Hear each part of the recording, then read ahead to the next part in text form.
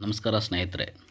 ಕರುನಾಡ ಕವಿ, ಸಾಂಸ್ಕೃತಿಕ ಸಂತ, ದಾಸಶ್ರೇಷ್ಠ, ದ್ವೈತ ವೇದಾಂತದ ತತ್ವಜ್ಞಾನಿ, ಕುಲವೆಂದು ಒಡೆದಾಡದಿರಿ, ನಿಮ್ಮ ಕುಲದ ನೆಲೆಯನ್ನು ನೀವು ಬಲ್ಲಿದ ಅಂತ ಕೇಳುವ ಮೂಲಕ ಇಡೀ ಮನುಕುಲವನ್ನು ಜಾತಿ ಮತಗಳ ಕೊಳಕಿನಿಂದ ಹೊರತರುವುದಕ್ಕೆ ಪ್ರಯತ್ನ ಮಾಡಿದ ಧೀಮಂತ ಶ್ರೇಷ್ಠದಾಸರು ನಮ್ಮ ಕನಕದಾಸರು. ಈ ಮಹಾನ್ ಚೇತನದ ಬಗ್ಗೆ ಸಂಕ್ಷಿಪ್ತವಾಗಿ ಅವರ ಜೀವನ ಚರಿತ್ರೆಯನ್ನು ನೋಡೋಣ ಸ್ನೇಹಿತರೆ.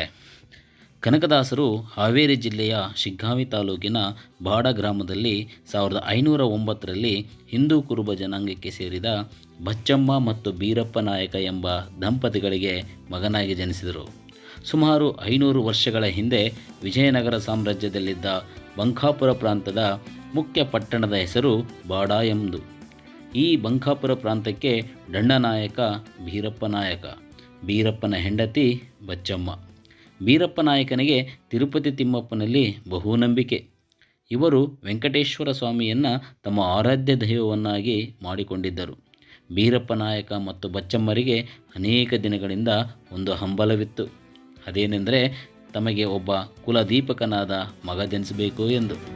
ವಂಶೋದ್ಧಾರಕನಾದ ಒಬ್ಬ ಮಗನನ್ನು ಕರುಣಿಸು ಎಂದು ಈ ದಂಪತಿಗಳು ತಿರುಪತಿ ತಿಮ್ಮಪ್ಪನಿಗೆ ಹರಕೆ ಹೊತ್ತಿದ್ದರು.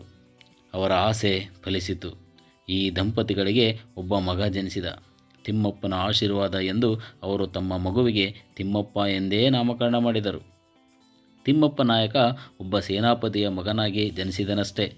ಬಾಲ್ಯದಲ್ಲಿಯೇ ಅಕ್ಷರಾಭ್ಯಾಸ, ಬಂಕಾಪುರದ ಶ್ರೀನಿವಾಸಾಚಾರ್ಯರ ಬಳಿ ವಿದ್ಯಾಭ್ಯಾಸವಾಗಿ ವ್ಯಾಕರಣ, ತರ್ಕಮೀಮಾಂಸೆ, ಸಾಹಿತ್ಯಗಳ ಪಾರಂಗತನಾದನು. ಜೊತೆಗೆ ಕತ್ತಿವರಸೆ, ಕುದುರೆ ಸವಾರಿಯನ್ನೂ ಕಲಿತ. ಕೆಲವು ವರ್ಷಗಳಲ್ಲಿ ತನ್ನ ತಂದೆ ತಾಯಿಗಳನ್ನು ಕಳೆದುಕೊಂಡ. ತಂದೆಯ ತಿಮ್ಮಪ್ಪ ನಾಯಕನ ತನ್ನ ಕಿರು ವಯಸ್ಸಿನಲ್ಲೇ ಬಂಕಾಪುರ ಪ್ರಾಂತ್ಯಕ್ಕೆ ದಂಡನಾಯಕನಾದನು. ಈ ಸಂದರ್ಭದಲ್ಲಿ ಯುದ್ಧವೊಂದರಲ್ಲಿ ಸೋತು ಅವರಿಗೆ ವೈರಾಗ್ಯ ಉಂಟಾಗಿ ಹರಿಭಕ್ತರಾದರಂತೆ. ಮುಂದೆ ಕನಕದಾಸರು ಶ್ರೀ ವ್ಯಾಸರಾಯರ ಮೆಚ್ಚಿನ ಶಿಷ್ಯರಾದರು. ವ್ಯಾಸರಾಯರಿಂದ ಮಧ್ವಶಾಸ್ತ್ರವನ್ನು ಕಲಿತರು. ಕನಕದಾಸರು ಉಡುಪಿ ಶ್ರೀಕೃಷ್ಣನ ಅನನ್ಯ ಭಕ್ತರಾಗಿದ್ದರು.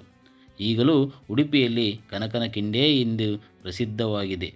ಇವರಿಗೆ ದೇವಸ್ಥಾನದ ಒಳಗೆ ಪ್ರವೇಶ ನಿರಾಕರಿಸಿದ ಪುರೋಹಿತರು ದಾಸರು ಭಕ್ತಿಯಿಂದ ಹರಿನಾಮಸ್ಮರಣೆ ಮಾಡುತ್ತಾ ದೇವಸ್ಥಾನದ ಹಿಂಭಾಗ ಬಂದಾಗ ಶ್ರೀಹರಿಯೇ ದಾಸರಿಗೆ ಗೋಡೆ ಹೊಡೆದು ದರ್ಶನ ನೀಡಿದರಂತೆ. ಇಂತಹ ಶ್ರೇಷ್ಠ ಭಕ್ತರಾಗಿದ್ದರು ನಮ್ಮ ದಾಸರು. ಇವರು ಕೀರ್ತನೆಗಳು, ಸುಳಾದಿಗಳು, ಉಗಾಭೋಗಗಳನ್ನು ರಚಿಸಿ ಕನ್ನಡ ಸಾಹಿತ್ಯಕ್ಕೆ ಅಪಾರ ಕೊಡುಗೆಯನ್ನು ನೀಡಿದ್ದಾರೆ. ಮೋಹಿನಿ ತರಂಗಿಣಿ, ನಳಚರಿತ್ರೆ, ರಾಮಧಾನ್ಯ ಚರಿತ್ರೆ, ಹರಿಭಕ್ತಸಾರ ಎಂಬ ಮುಂತಾದ ಕೃತಿಗಳನ್ನು ರಚಿಸಿದ್ದಾರೆ. ಸ್ನೇಹಿತರೆ, ಕನಕದಾಸರ ಆದರ್ಶಗಳನ್ನು, ಅವರು ಬಿಟ್ಟು ಹೋದಂತಹ ಸಾವಿರಾರು ಕೃತಿಗಳನ್ನು ಓದಿ ತಿಳಿದುಕೊಂಡು ಅವರ ತತ್ವಗಳನ್ನು ಪಾಲಿಸೋಣ ಎನ್ನುತ್ತಾ ನನ್ನ ಮಾತಿಗೆ ವಿರಾಮ ನೀಡುತ್ತಿದ್ದೇನೆ.